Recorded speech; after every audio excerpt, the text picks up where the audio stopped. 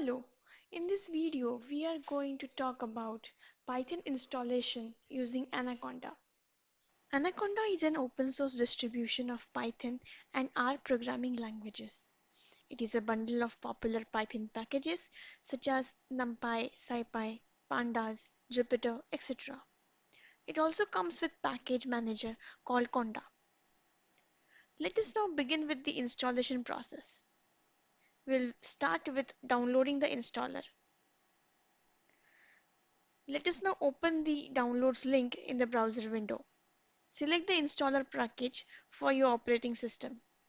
To be sure about your Windows configuration, open Settings and search for About your PC. On selection, you can find out about your system's configuration. For me, the system configuration is 64-bit. Once the configuration is known, click on the download button. Now next step is to install the Anaconda setup. To start, first we will locate the downloaded exe file. Double-click the installer to trigger the installation. Then click Next. Click on agreeing the terms of conditions and click Next again. Then confirm the installation directory by clicking on the Next button. Select Install to proceed with the installation. Well, this completes our installation process. At times, it may take a couple of minutes to install. So please hold and have patience. Click on Next to complete the steps and finish. Now we will see how to launch Jupyter Notebook. Go to your Start menu and search for Jupyter Notebook. Once displayed in the search result, click Open. This will trigger Jupyter command prompt. This will in turn launch the application to open in your default browser.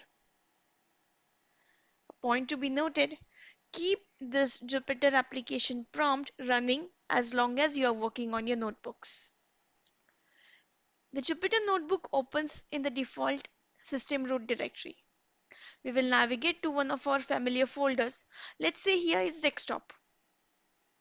We will create a new folder so that we can keep all our work in one place.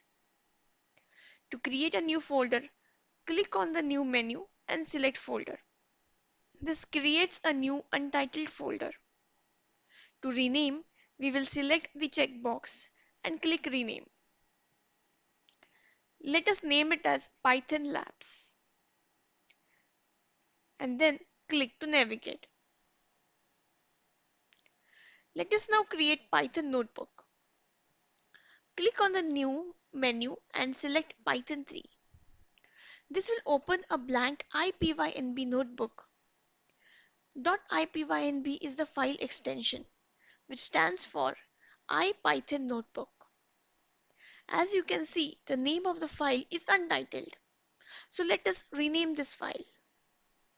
Click on the file name and give it a name, let's say lab exercises, and click the rename button.